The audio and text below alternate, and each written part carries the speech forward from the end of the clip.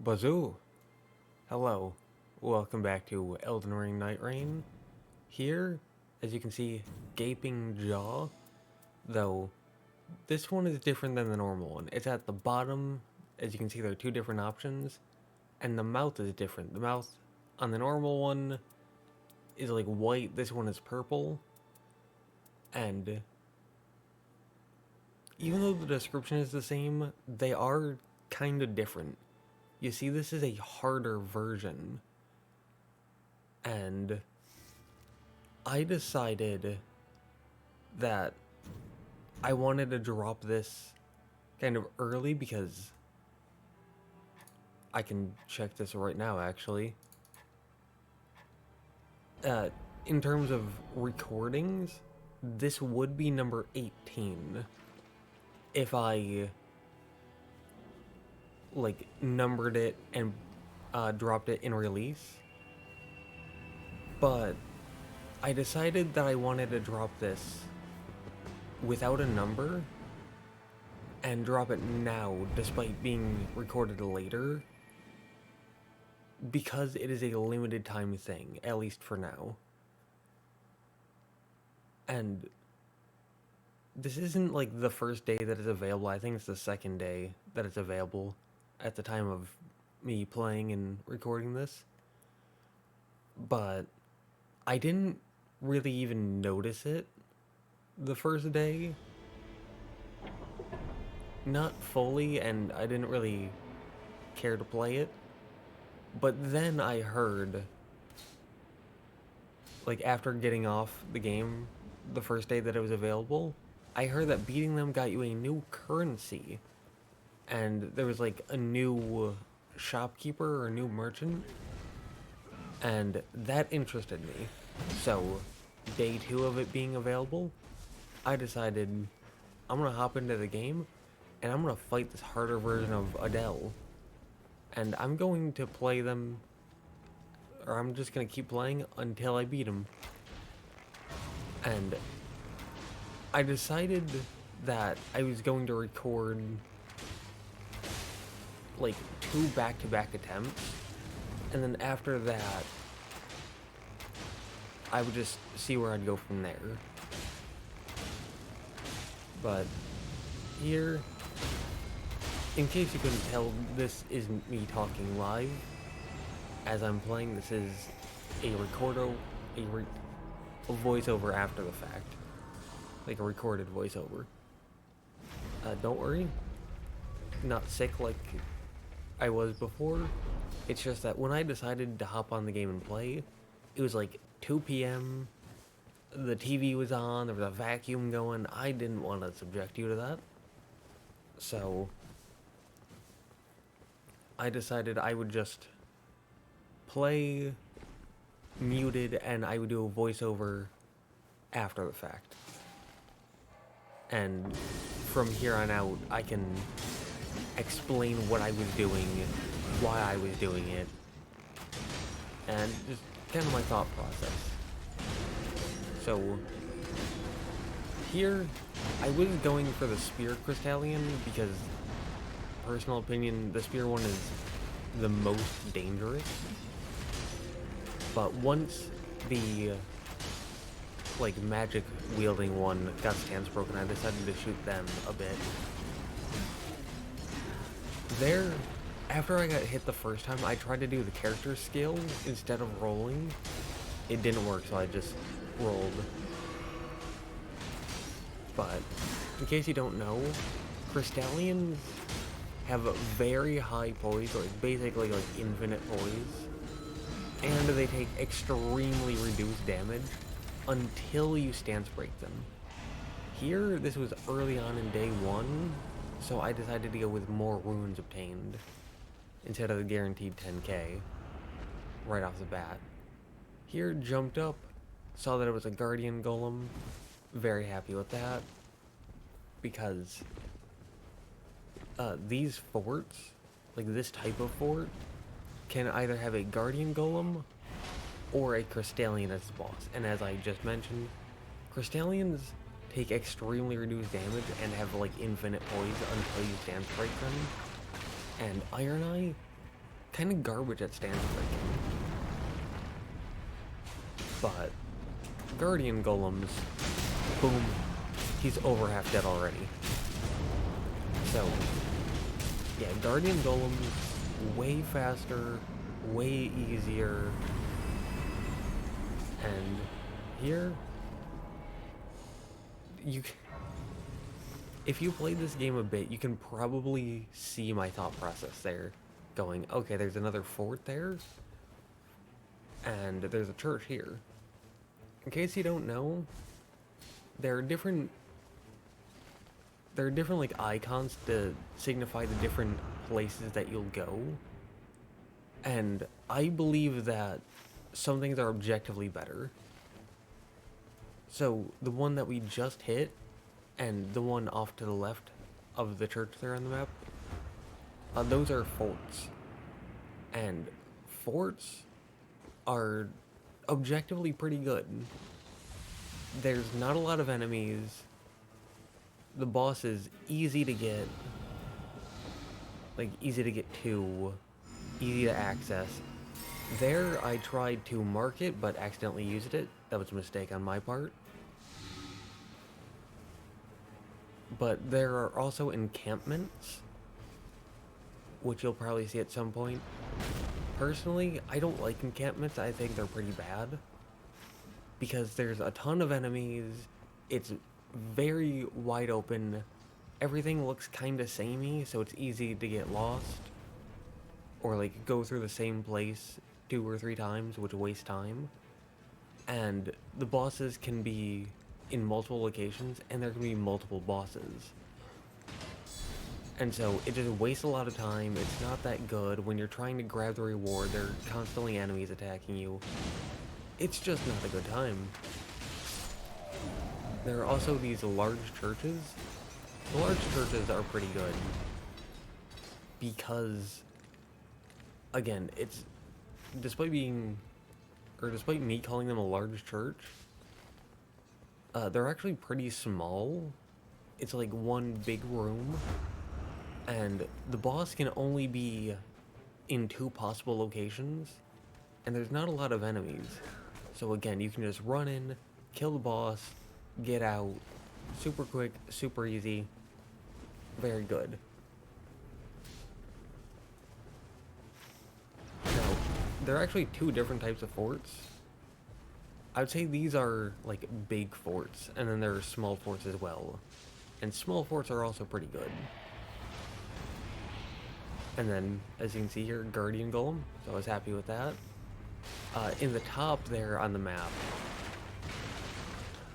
there are also ruins, and ruins I consider to be pretty bad for the same reason that encampments are bad.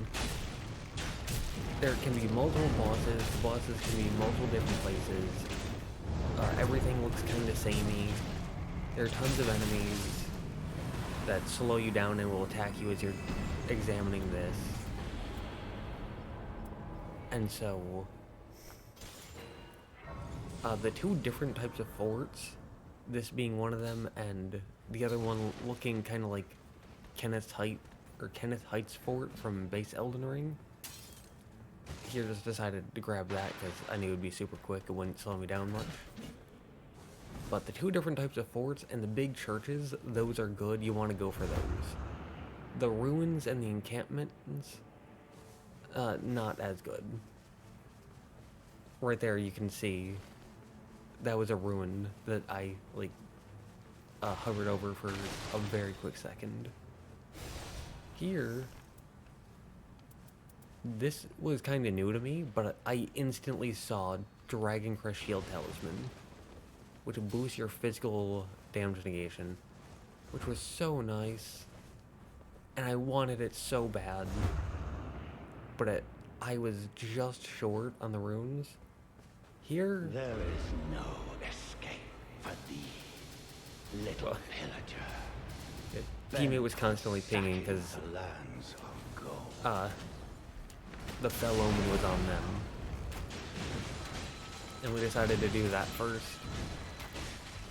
And the Fell Omen typically shows up at horrible times, like in the main castle. when you're fighting just a bunch of difficult enemies or bosses. But here they showed up at a pretty good time. Wide open area, no enemies or bosses. So I was pretty happy with this, actually. I mean, a few enemies, but nothing major. And we took them out pretty easily.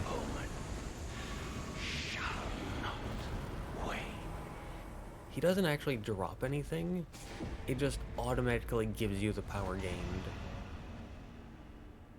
And you can see it there. Now here, I didn't have any stone sword keys, but I assumed that a teammate would if they were pinging it. And here, ton of enemies. And as an Iron Eye player, I just wanted to keep everyone in my field of view. And as an Iron Eye player, I opted myself to be the revive guy. Except for when I die. But yeah, Iron Eye, because he can revive at a distance, and because when people are revived, or when people are down, in order to revive them, you have to hit them, but people don't really move much when they're down, and in order, like I said, in order to revive them, you have to hit them, but every time you swing your weapon, you take a step forward, and that can make reviving people kind of difficult. But Iron Eye doesn't have that problem since he has a bow. Here I decided specifically to not level up, so that way I would know I have enough to get that first.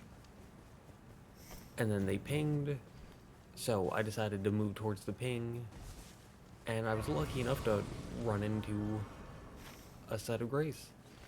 Checked the map just to see what that was, and like where it was, and I saw it was another Everjail.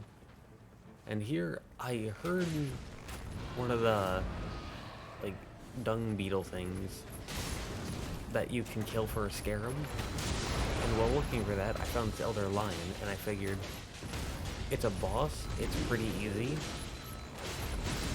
and it's on the way, so might as well just kill it because you can. Here, improved sorceries, picked that up, and dropped it, because Revenant might appreciate that. And then went back, got another level, and continued making our way towards the pin. And I saw another scarab on the map, and I thought, okay, if it's not out of the way, I can look for that. But it was kind of out of the way. Here, decided to kill these two enemies, just so that way we wouldn't have to deal with them while fighting the boss. And here it was a Deathrite bird. Deathrite birds are, personal opinion, one of the most difficult bosses in the entire game. Like, in normal Elden Ring, I probably died more to Deathrite birds than to Radagon. So, yeah, very tough boss. At least for me. Here decided to mark them, and then run because of the big explosion attack. But we decided to commit, even though we're in the rain. The big explosion attack left fire on the ground, and both me and Salty Guy went down due to that. And as you can see there, I actually got an achievement for beating the oldest jail. Here, longer invincibility windows sounded very nice, but in every run, I'm always like 200 runes off from whatever I need, and so I decided I can solve that problem just by dumping 30k just onto myself, into my pockets. There, hit a set of grace, just to get our health and flash back.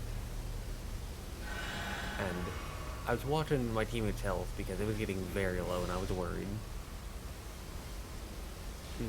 checked on the map, and off to the left of us is a ruin. So you can go back and check that on the map, or wait until I open it up again.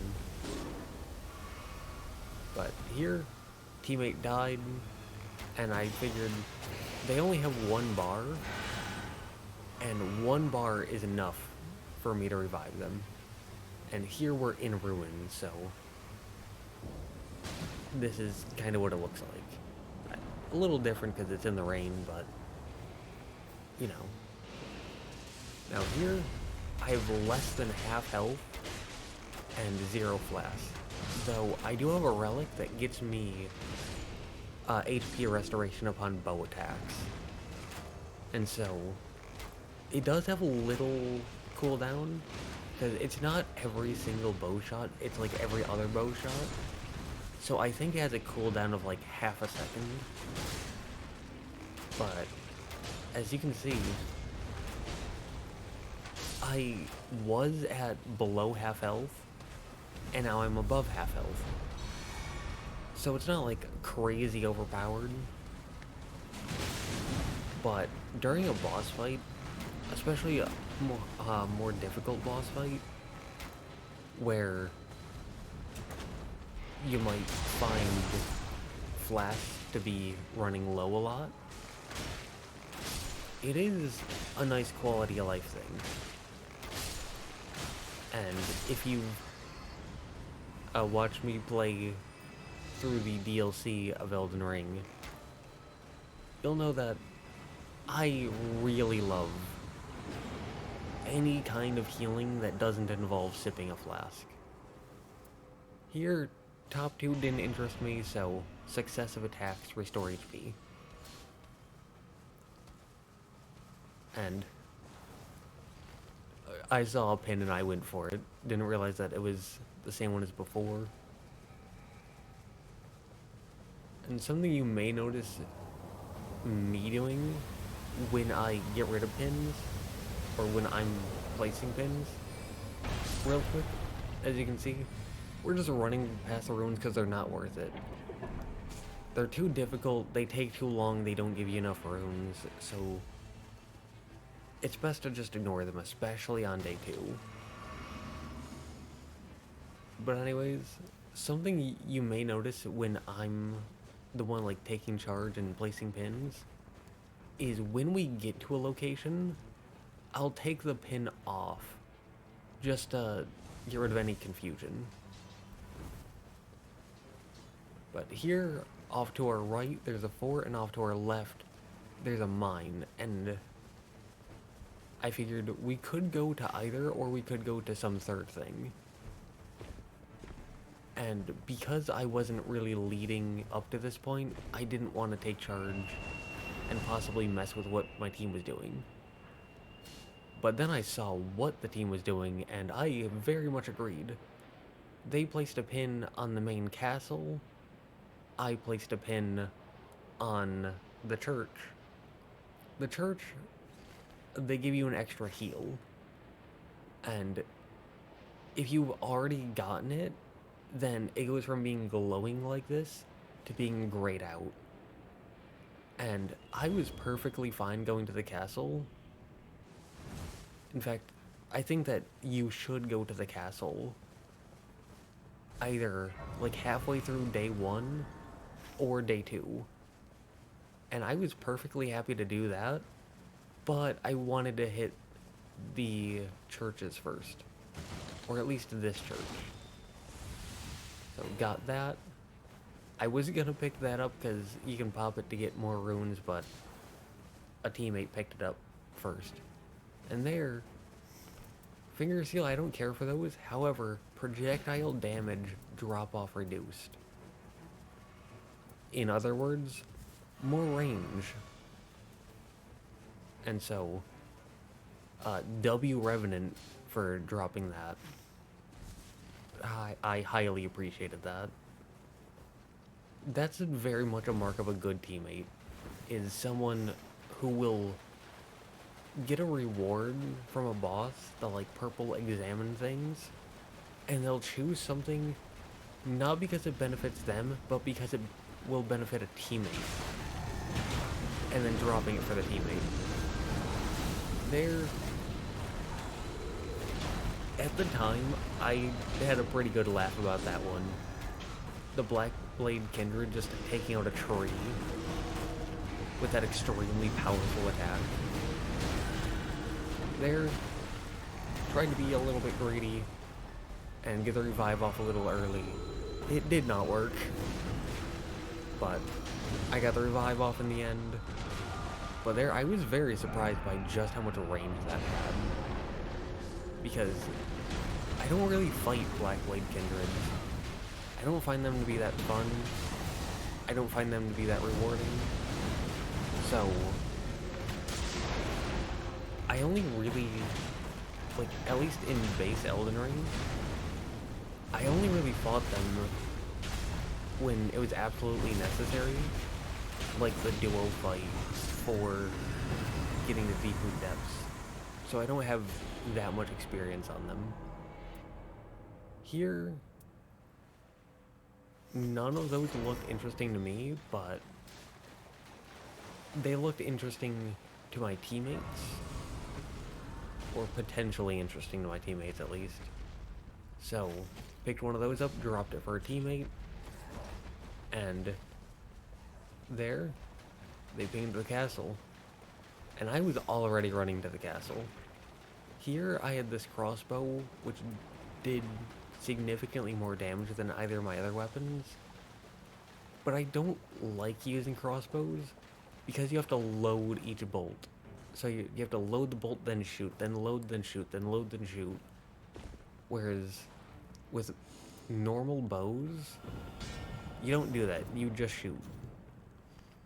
But I figured, well, I haven't gotten anything else, and the damage might be good. Like, good enough to offset it being slower. So I upgraded it.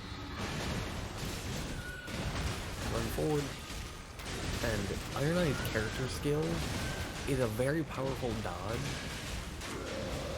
but it also puts this little X thing on the enemy, and if your team can do enough damage quickly enough, it can break the mark, and breaking the mark does a ton of damage, and even just having the mark on, enemies take slightly more damage.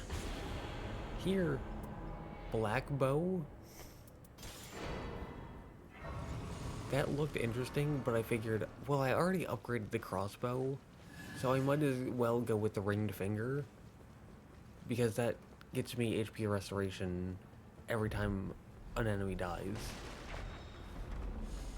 And looking back, that's a mistake. And that's a mistake that I pretty quickly learned from. Because at this point, this is like the night after this gameplay recording. But as of the time of this voice recording, I've beaten the difficult version of Adel like 4 or 5 times. And what I've noticed is every time I win, it's because I do everything in relation to the Nightlord fight. Like, every single piece of equipment that I choose, every single item that I buy, it's all in the thought of what's going to help me day 3. Completely ignoring the current situation. And HP restoration from defeating foes is not good for day 3. It's good for days 1 and 2, but not 3. But physical damage negation, now that's always good. So grabbed that, then headed back down here for this. Boost HP restoration from Flask, so you get more heals per Flask. Very good. Always. Unless you no-hit everything, that's good. And is almost always the best option. There they dropped a bow and decided to pick it up because it's the pulley bow. The pulley bow does good damage. And something you'll notice is with this main castle, whenever it's the giants, there are two sets of two giants. And like each set, the two giants can see each other. And so what happens is you fight, like your team fights one while the other throws magic pots at you. So what I personally do is I'll wait for my team to go after the first one. Improve stamina recovery speed, that's also always good. But I'll wait for my team to go for the first one, and then I'll go for the second one. And I do that so that way, like, even though my team is fighting one of the giants with 2 people instead of 3, it also means that the team isn't having giant magic pots being thrown at them the entire time. And that trade-off is definitely worth it. So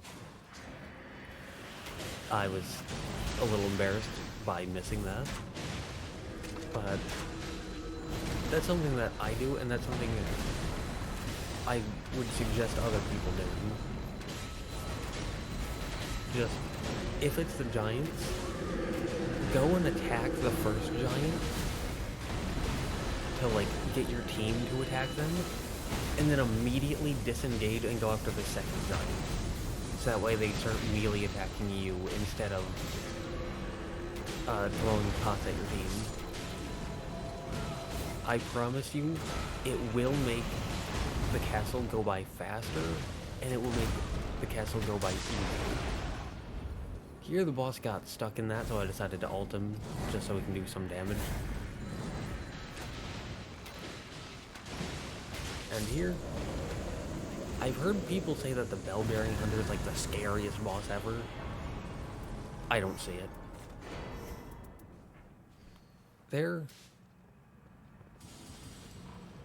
Yeah, Winding Grace is very powerful. In case you don't know, what it does is when everyone dies, instead of a defeat, it makes whoever's holding it automatically, like, self-revive at the cost of the Winding Grace. And because my teammates were good, I decided to drop it to them instead. Because this wasn't my best performance. But there, you could see them pinging the church, and I was looking at it and asking myself, do we have time for this? And here I heard the, like, sparkles of a scarab, but decided I don't have time to look for it, and I already have two good talismans. Now, this is what an encampment looks like. And this is one of the ones where I said it's not worth it, for the most part. It's ruins and these.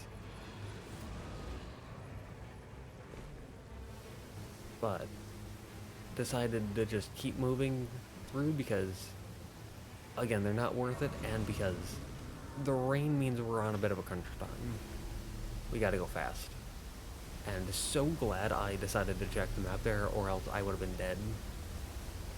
But in case you don't know, grabbing the flask automatically fills, like, everything up. Which means it's a good way to heal without using a flask when you're in the rain. And there, hit that again, because it does the same thing. And you just wanted to check the map to see how close or far I was, and if there were any sites of grace between me and safety. Because hitting the sites of grace means you get all your health back and you get all your flasks back. And that's very good. Here, thankfully got out of the rain. And that's another hallmark of a good teammate, is good teammates aren't scared of the rain. They aren't too brazen about heading into the rain, just hanging out there. But they're a bit realistic.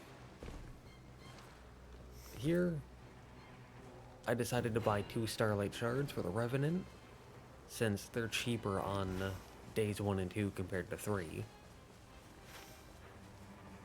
But yeah, if you have plenty of Sights of Grace, you can spend like a minute and a half in the rain and kind of be fine, actually.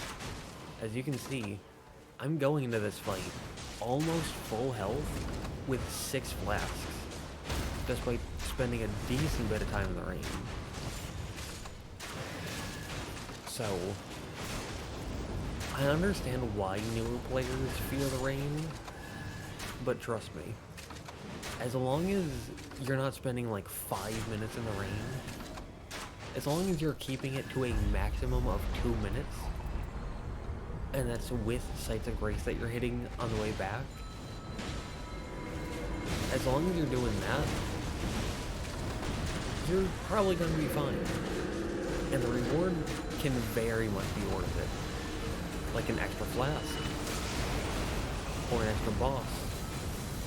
Here, the Outland Commander spawns 2 knights. A Banished Knight with a Great Sword and a Great Shield, and a Banished Knight with 2 Great Swords. And what I decided to do here was to just keep the attention of the 2 Banished Knights while my 2 teammates focused on the boss. Because even though I'm not very good at killing the Banished Knights as Iron Eye, he is a very good distraction character, he's a very good support character. And here, I got so focused on reviving the teammate that I forgot to pop the Gold Pickled Foul Foot, which is unfortunate.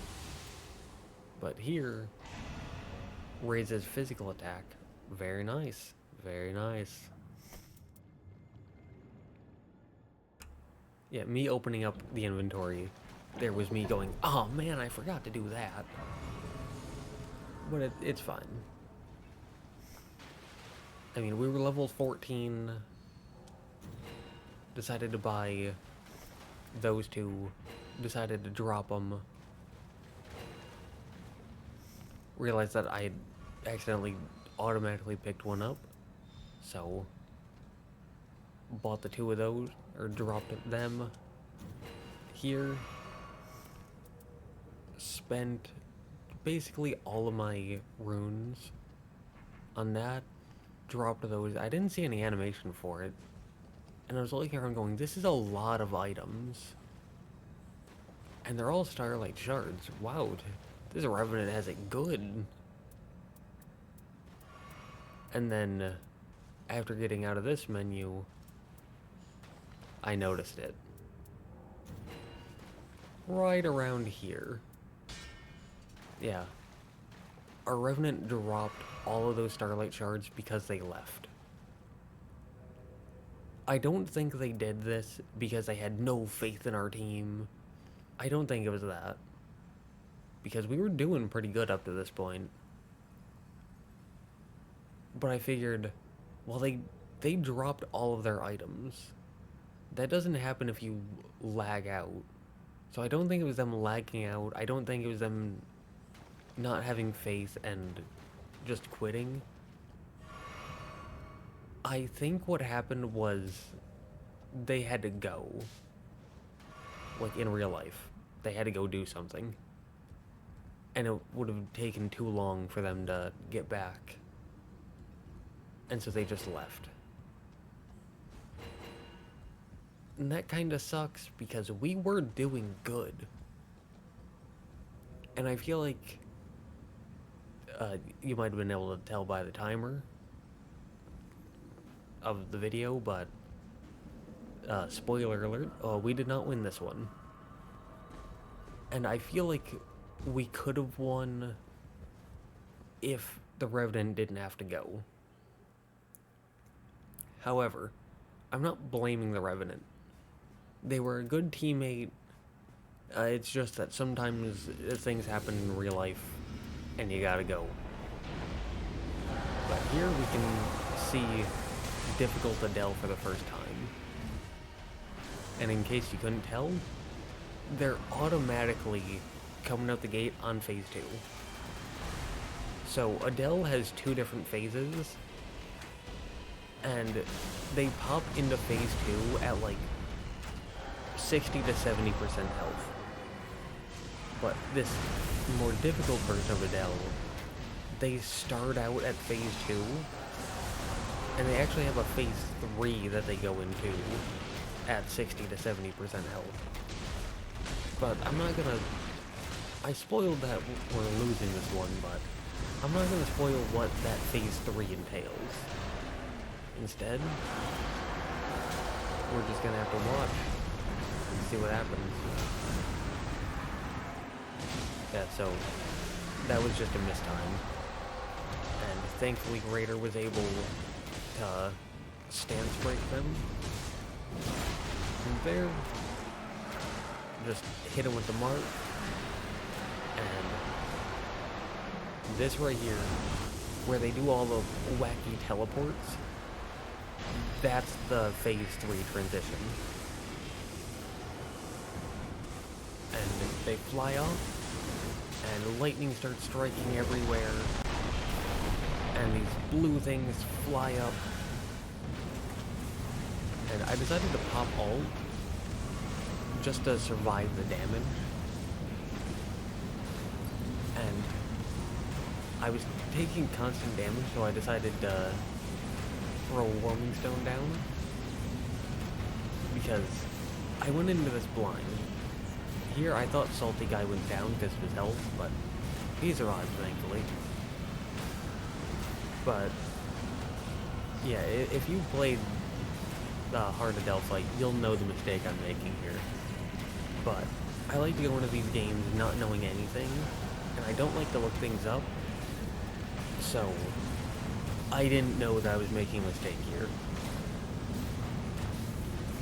I thought that circular tornado looking thing was just like a cage, and that the boss picked one player and then trapped that player inside of a cage, and then everyone else was forced to stay out. Because look at how fast that's spinning in a circle. I thought that touching that would hurt.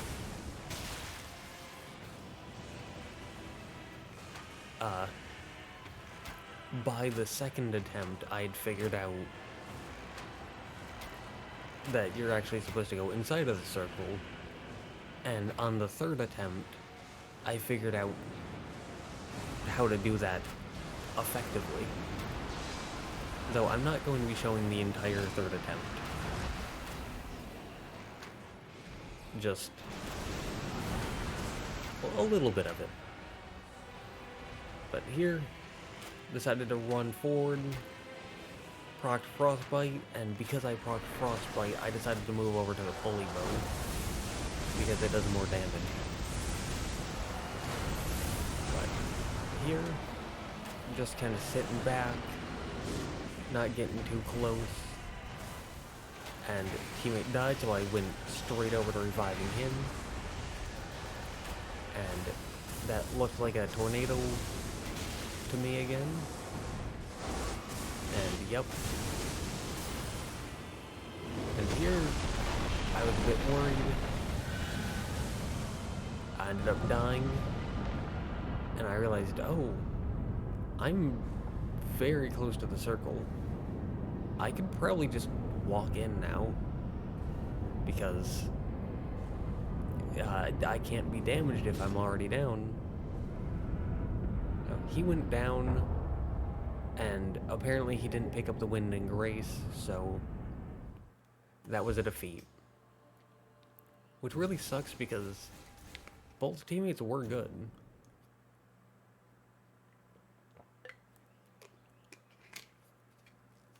I feel like we could have won that if Revenant didn't have to go.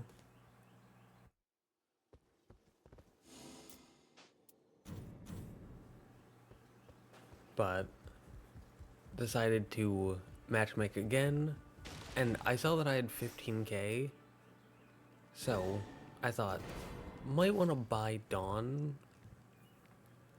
because Darkness is alright for Iron Eye, but I kind of like Dawn more. And kind of wanted to pick Iron Eye, but I didn't want to go 2 Iron Eyes. But that person swapped off, so I was able to go my boy. And here, loading screen because we all skipped the little mini cutscene. And I don't know if you can hear it, but there are birds singing in the background. Because I passed out and then woke up at like 4:30. So, yeah. Now, that right there, the thing with the circle, that's one of the big churches. Although they normally don't have a big circle around them. The big circle means that it's a place where the, like, evil version of the Night Fares are. Think of them as, like, NPC hunter fights from Bloodborne. Where it's basically a player character just like you, but it's a computer enemy. And here, decided to just mark both of them, and then kept my distance killing them. Then heading into here, I was gonna go down there for a boss, but then I saw we got a guardian. I mean, Night Falcon, the game calls them, but it's like the evil version of the Guardian. So, it's like Guardian from a different world, but they fell to the darkness. The night overtook them. And beating them, you can get some, like, just some other equipment. I decided to pick the Halberd because none of those 2 options looked good to me. But, picked it up, dropped it because it would be useful to a teammate. Saw as I was dropping down that my one teammate did the exact same thing, choosing the Halberd and then dropping it, and I got a chuckle out of that. But here, just marked the Fire Monk, and then keeping my distance, helping him with arrows, marking him whenever I can. Here, I saw a bow, and Iron Eye is the bow character, but I figured I'm going to get multiple other bows, so I might as well go with stamina recovery speed because that's good.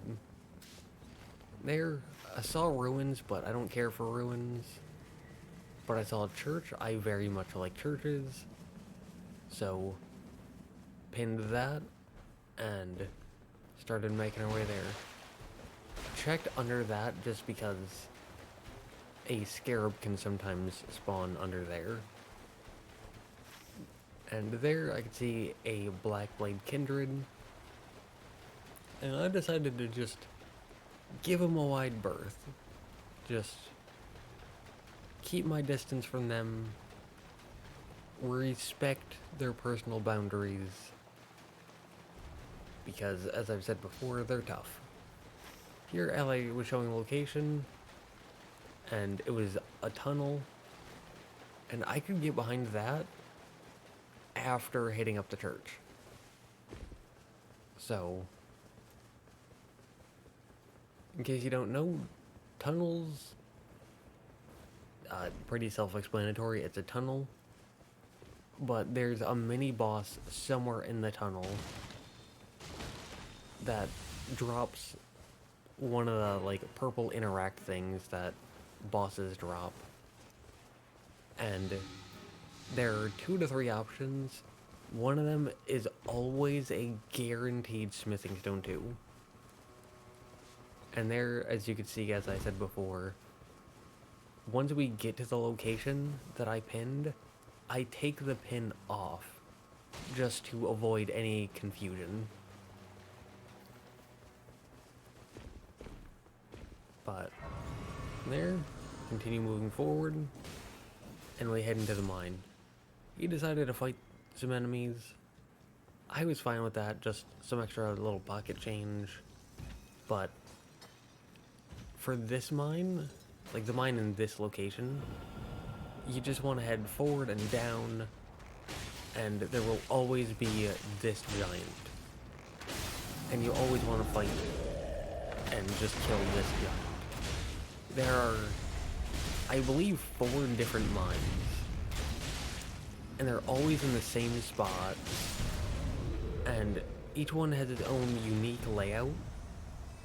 But, like, the one here always has this layout. The one kinda off on the one side always has the same layout. The 2 that are next to each other, kind of in the middle on the north side, I believe, they always have the same layout. So, same location, same layout, every time. But here, we decided to go with this other path. Couldn't get past him, so I decided I'm just gonna character skill. Because the character skill lets you go through enemies. And here I realized that my moment of hesitation meant that I was getting stuck in the rain. And that was gonna do some damage. But thankfully, when you surge sprint, you're just a little bit faster than the enclosing circle. And here, I was checking the map to see where the enemy, or where my teammates were, and they were taking out ruins. And again, I have the personal belief that ruins just aren't worth it. Because of how large they are, how samey they look, the abundance of enemies, and how the bosses can be in different places and there can be multiple bosses. Just doesn't seem worth it to me. Like, as a time, effort, difficulty, annoyance, and how many runes you get, like with all those factors combined, it just doesn't seem worth it. However, Castle on day 1, this is something that I've been doing more and more as time goes on, is get to level 5 and then head to the castle day 1.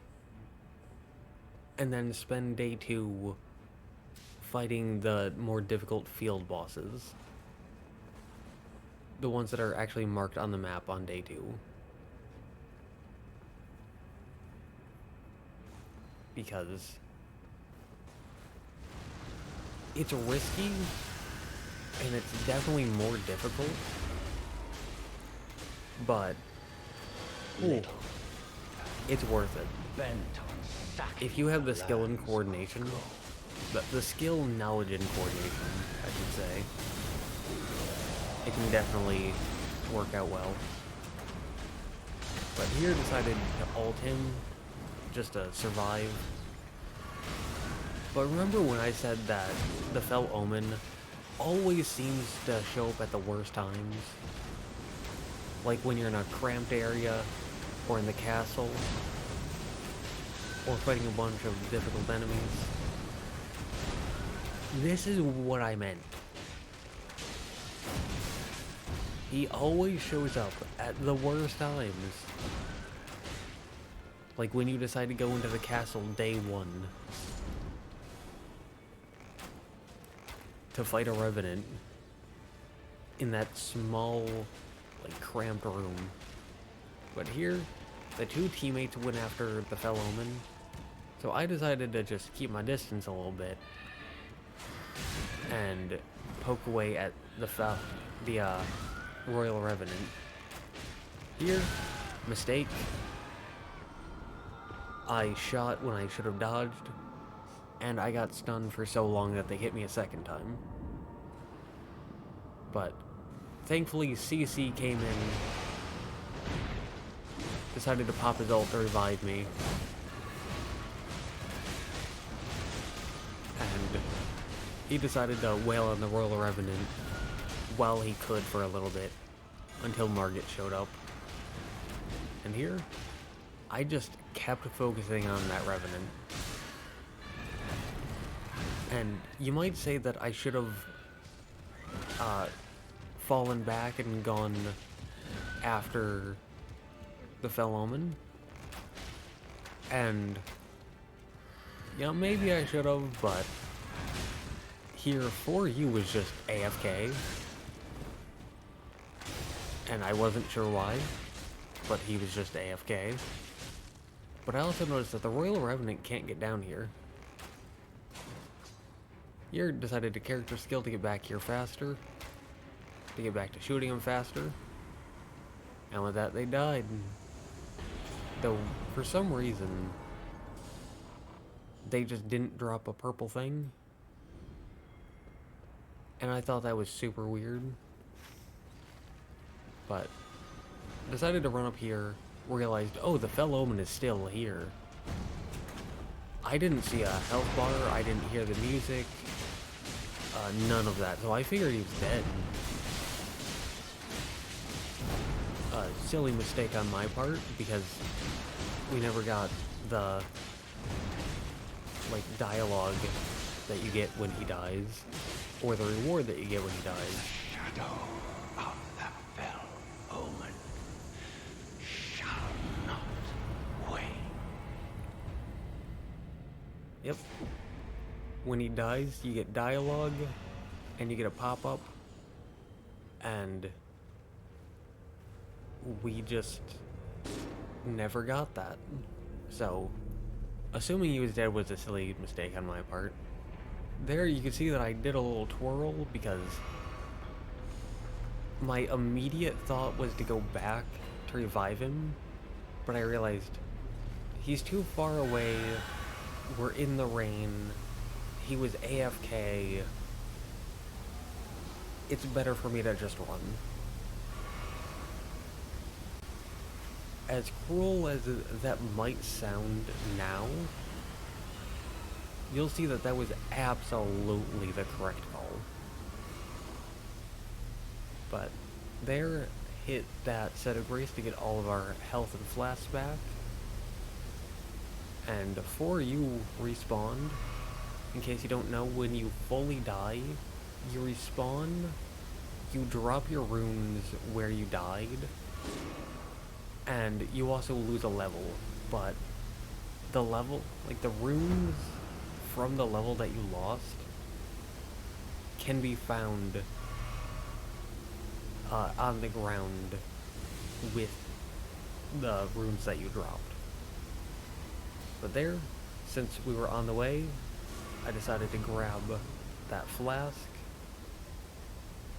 and before you respawned, died, and then respawned again there. And I just did a quick like zoom in with the bow to point out that they're there. And still AFK. So yeah. Seeing how close I cut it by deciding to not abandon them, or by deciding to not revive them and to abandon them, and then knowing that they're still AFK even now, definitely the right decision to abandon them. As cruel as that sounds, it was objectively the correct decision. And as you can see there, I took off the pin on the church once I got the time for it. And here dropped that because I don't do jump attacks. And I realized, oh, 4U is moving again. But remember, he died, I think, 3 times. And yeah, you can see that he's a significantly lower level than us as a result. So, and I'm not blaming him because something probably popped up in real life and he just like had to go. Just like the Revenant from the last match. But it's just unfortunate that I decided to fight a more difficult version of Adel, and on the first attempt, a teammate had to go, and they left. And then on the second attempt, a teammate had to go, and they didn't leave, but they AFK'd, and lost multiple levels as a result. So just a very unfortunate situation. I'm sorry if you can hear my stomach growling. I woke up and immediately started recording, and I didn't eat. I want to do that directly after recording this, though. Because with editing, you need to, like, export the video, and that takes time. It takes around the same amount of time as the video. So, I'll definitely have time to make a pretty decent meal and eat. But here, you can hold the interact button and then press up on the D-pad if you're playing on a controller to just use items that are on the ground. It's pretty nice, actually. And I do that every time now, just because I like watching my character just have a little snack while they're on the go. And there, you can see there's 3 different pings. For you, the green one, pinned the church because, you know, he AFK'd. So he didn't actually get that flask. There, just wanted to see if my team was going to fight. Didn't look like they would, so I left. And I was going to take off the pin, but I figured I can use CC's pin to know where I'm going. And 4U can use my pin once he grabs the flask. So I'm gonna leave my pin for now so that way he can use it. But once 4U starts flying, I'm gonna drop it. And here, landed perfectly inside the church. Sign me up to be a paratrooper. I know how to land. I'm only gonna land once because I bring a bird, not a parachute. But I will land it. That one mission that I'll do, I won't actually be able to complete the mission because I'll be a splatter on the ground. But I will land in the correct position. But here, big fort, and I just ran around to find this entrance. And here there's a merchant, and both of those took a smithing stone 1. And so, bought that, decided to drop it on the longbow, and decided to buy those because the merchant sells a lot of things, but everything is cheaper on days 1 and 2. And when I looked up there, it was just to see what boss it would be. If it's a guardian golem, the boss is a guardian golem. If it's one of those like lazuli guys, then it's going to be a crystallian up these stairs here. Which was unfortunate because crystallians are both slower and more difficult. But we came this far, so I figured why not. And thankfully it was pretty fast. Here, neither of these looked good, but I figured I can pick up the magic claymore because the claymore is my baby, and because we have a wilder, and Wilder's the greatsword guy, so I can drop that to him, and that might interest him. Kind of a stretch, but out of two bad options, that seemed like the less bad option to me. There, I just wanted to check where he was going, and we ended up in the same place at the same time. Curved Sword Talisman wasn't interesting to me, so I decided to mark it and then kill the enemies, just because I figured that'll let you look at it without being attacked by any enemies, and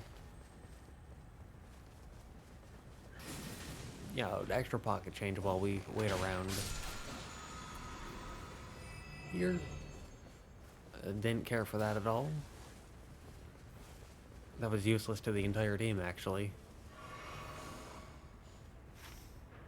But here, there's a lot of waiting around that we're doing,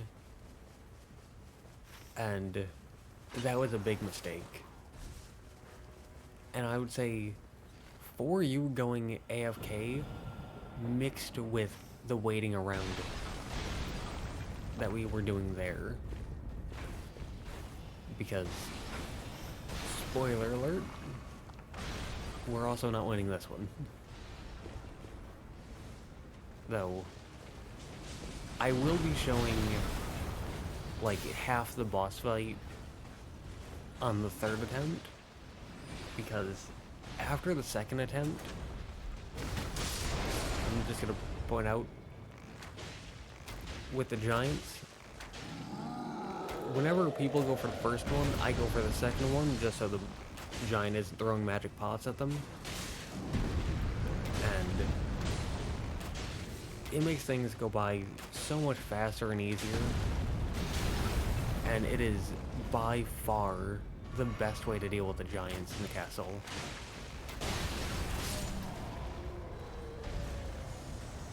But yeah, because then I can like have the team show up and help me kill them, and then I can run back and grab this one. More stamina's good.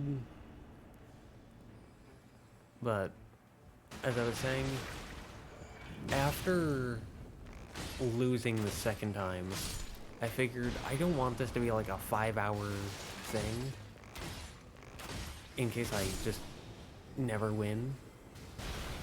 And so I'm just gonna stop recording, and I'll record like each individual run,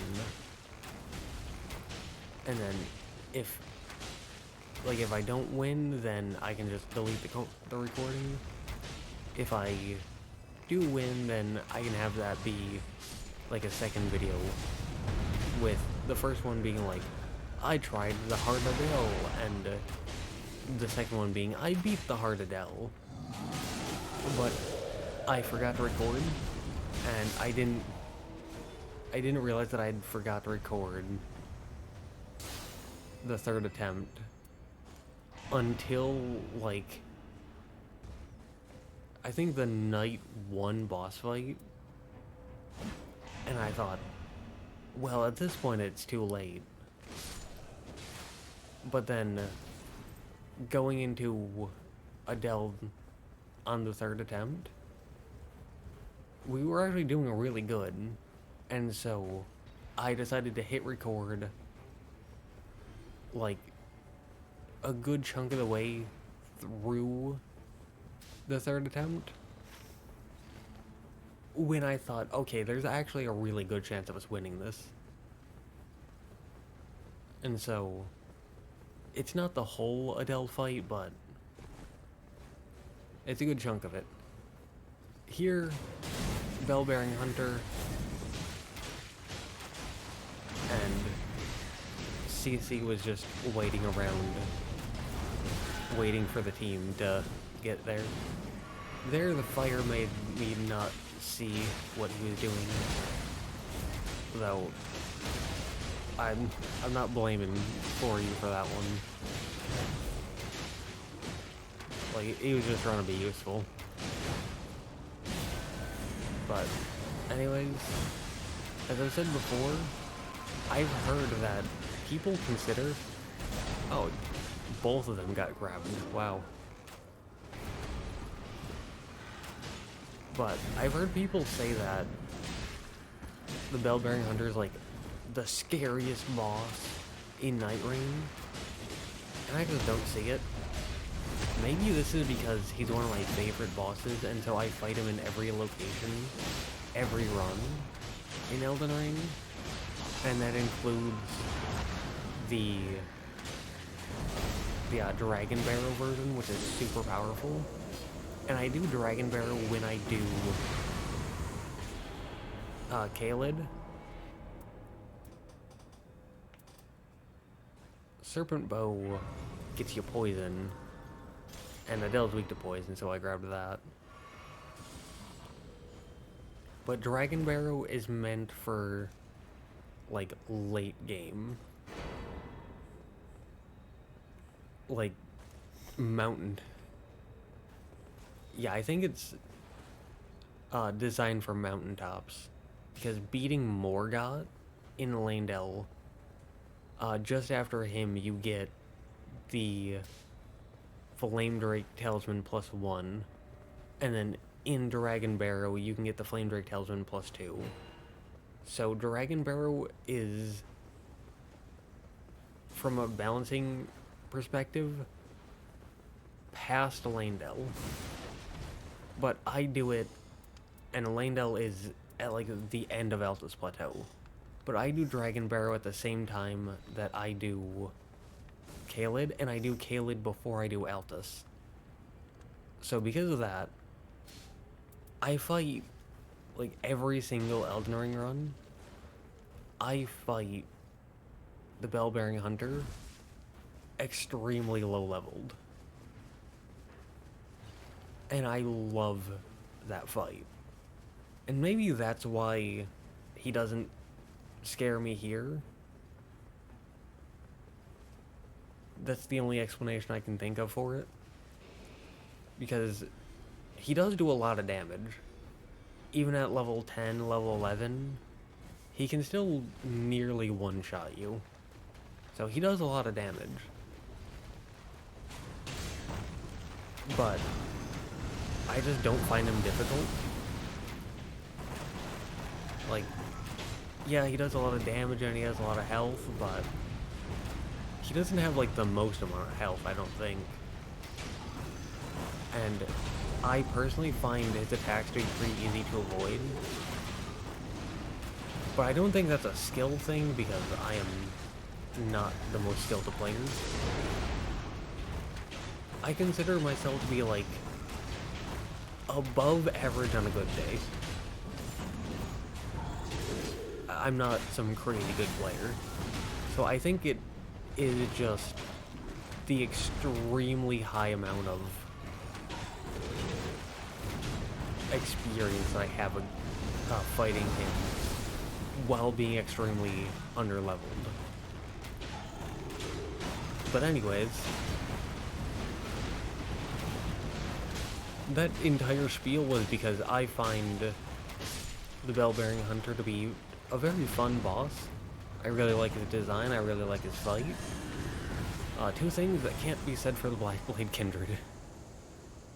Here I got another Serpent Bow and I was going, oh man. So I could have picked up the other option, the longer invincibility windows, and still gotten the serpent bow. That sucks.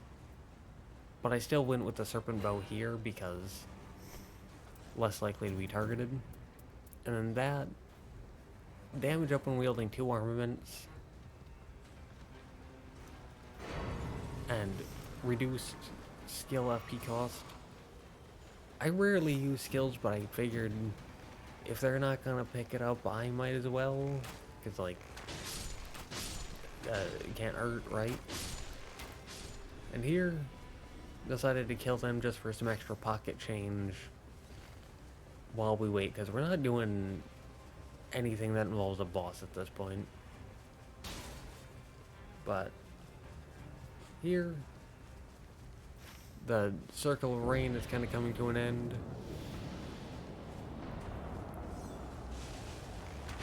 I thought I heard a scarab, which is why I was looking around. But there,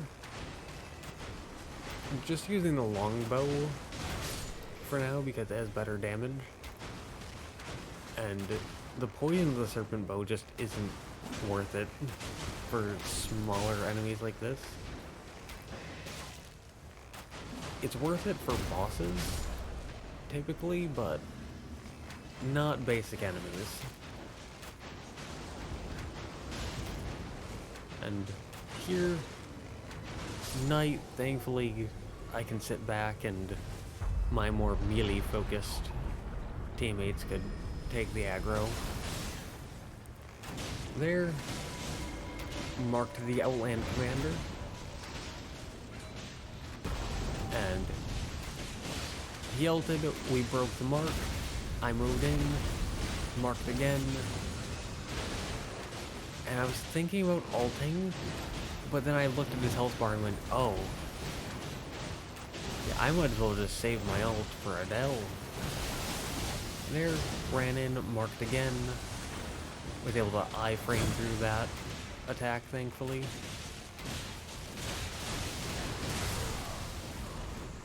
And here, took a hit, but the boss exploded, so it was fun. And here, none of these looked good, but I figured, well, I got the one that helped with skills, so might as well go with the FP one, you know, just in case. Just in case I decide to use the skills. Probably won't, because I don't really use skills, but just in case. Here, purchased the 2 warming stones, and couldn't upgrade either of those. But I figured I have 6 warming stones, and if used properly, a warming stone can save you an entire flask.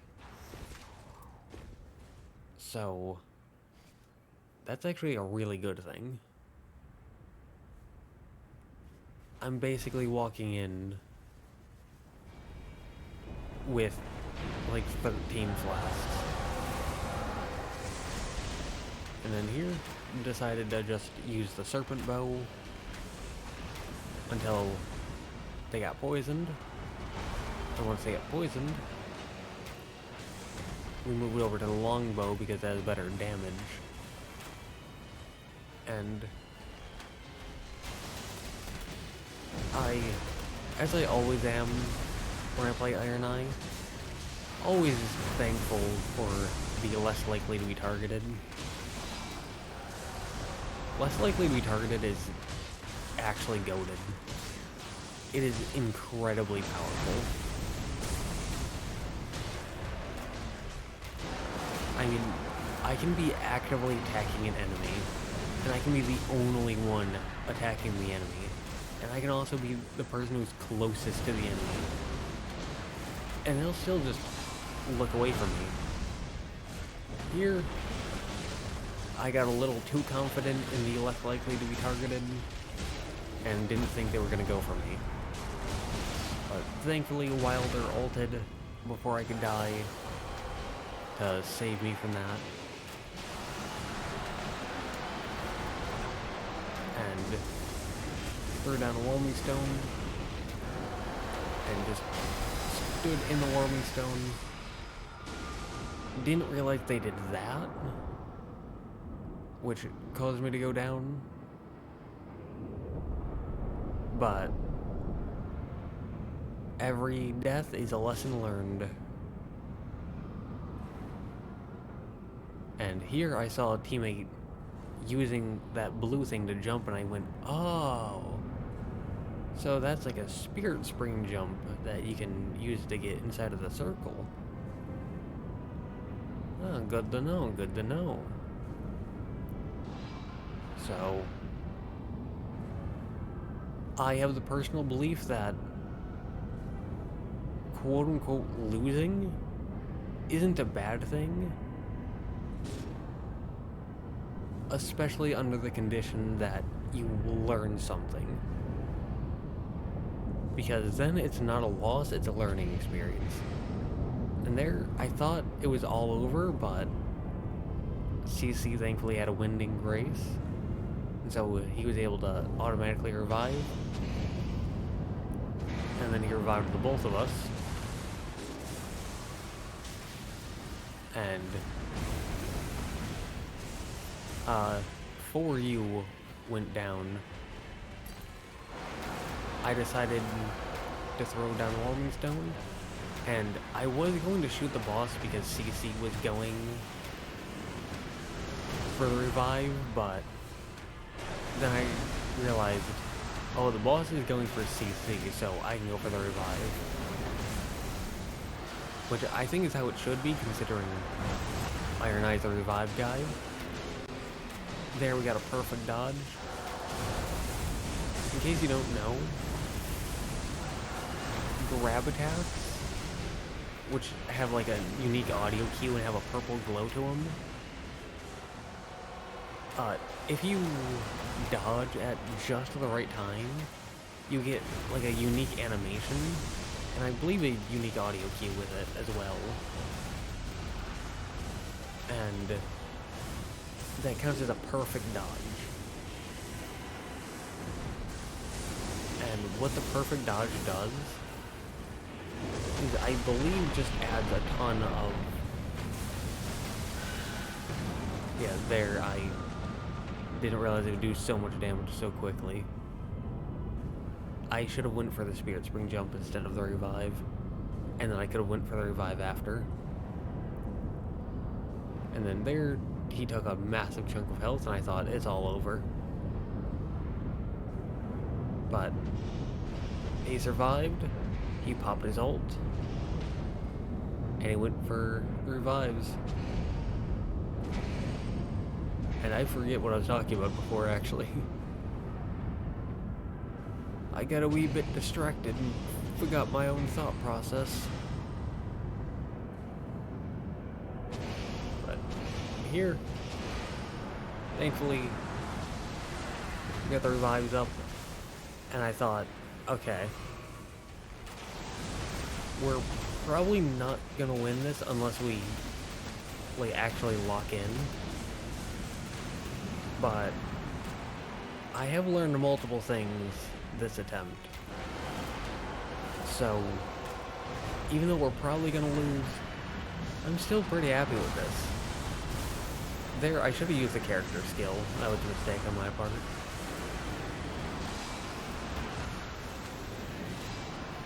Oh yeah, perfect dodges.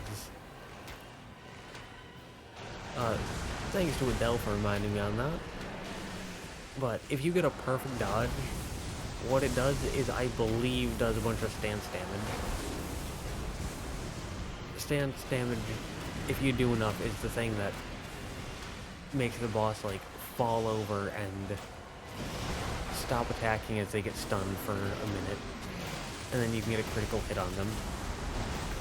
Here decided to pop that to get the rest of the revive and to hopefully stop that. And it worked. There, they teleport all around. And that was cutting it very close, but I made it in. 4U did not, and I thought, he's been going down a lot. Probably because he's a significantly lower level than us because the whole AFK thing. But because he's going down so much, and because 3 bars take so long to revive, I don't think it'll be worth it. There, it's time to dodge. But I just really wanted to get him back up. And me tunnel visioning on reviving was very much a mistake. And it was actually the end of that time. Very unfortunate, but like I said, I was still pretty happy with that because of how much I learned. And so because I learned so much, I knew that future runs would be a lot better. And hopefully future runs wouldn't involve someone going AFK or leaving. But here, went over to sell, because I sell the relics every like 1 to 3 runs. And yeah, you can see how low the boss's health bar is. But I am very disappointed that I didn't record this one because this was such a good run. Everyone was using pins, everyone was taking initiatives, everyone was doing good. Our Arcos player didn't know how to dodge. That was like the one issue with the entire run, was our Arcos player thought that they could just kill things so fast that they didn't have to do any dodging. And they died so much that I decided to just ignore them at this point. And there, a few bad dodges.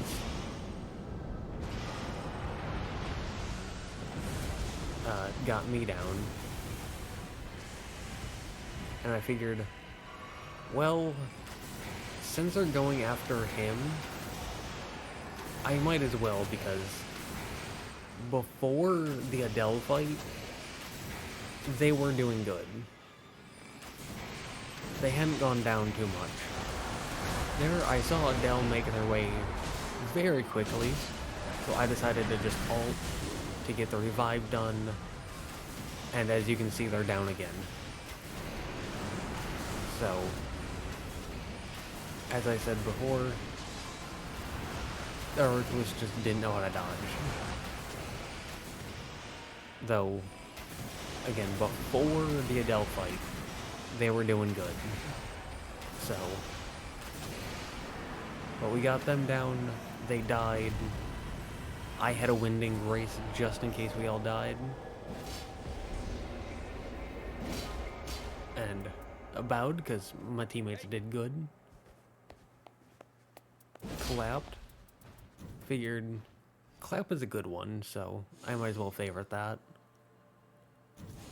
And yeah, as you can see, my teammates were all there and actually high level.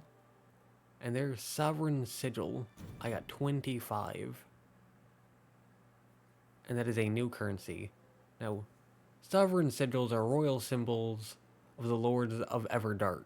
As if drawn by their light, a figure arrived in the Round Table hold bearing a proposal. Whoever can provide what is requested will receive a thing of great rarity. And so yeah, this is like a second merchant. And I didn't know where they were. I was trying to look for them on the map because all the characters have different symbols, but I couldn't see it. And I spent a few minutes looking around, so as I look around, I'll give you my thoughts on this new, more difficult Adel, having beaten them a handful of times now. They're very fun. I wasn't a big fan of Adel when I was like first fighting them, and when I I mean, my first ever attempt on normal Adel, I beat them, but I didn't really like them. I didn't like their design, I didn't like their attacks.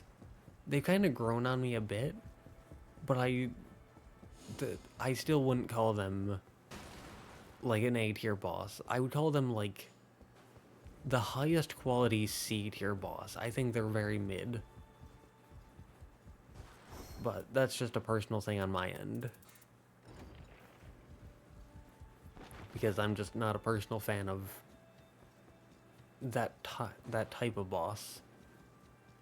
But this new harder version really grew on me. I like this, not normal Adel, but the harder version. I like way more. I think that the way they cranked up the difficulty was incredible. They felt very fair. Every time I died, I went, yeah, that's a mistake that I made. It never felt unfair. It never felt BS. Every death, I could very easily and immediately recognize to be my own fault. But here, all the Dawn and Darkness skins, a large scenic flatstone, and some guaranteed ones, 3 Starlight Shards looked good. Looking at all the rest, I wasn't too fond of them. But here, you have soot-covered and sealed urns. So 2 different ones for every character. 4 apiece. And then you have these. I'm not going to read them individually. You can pause and look at them if you want. But as you can see, these, like, the urns cost 4, all of these relics cost 3, the Dawn skins cost 10, the Darkness skins cost 20, the large scenic flatstone cost 5, and beating hard Adel for the first time gets you 25. This is also a good one. But beating them for the first time gets you 25. Beating them every time after that gets you 5. So I think that's fair. I think that's good. And you can also manually activate the crater from here. And I like that you have new versions of these. I like that you have new guaranteed relics. I like that you have a large scenic flatstone. I like that you can get the Dawn and Darkness skins with a different currency. I like that you're given a good chunk in 25 the first time and 5 after that. Very good. I like this a lot. Very happy to see it. And, yeah.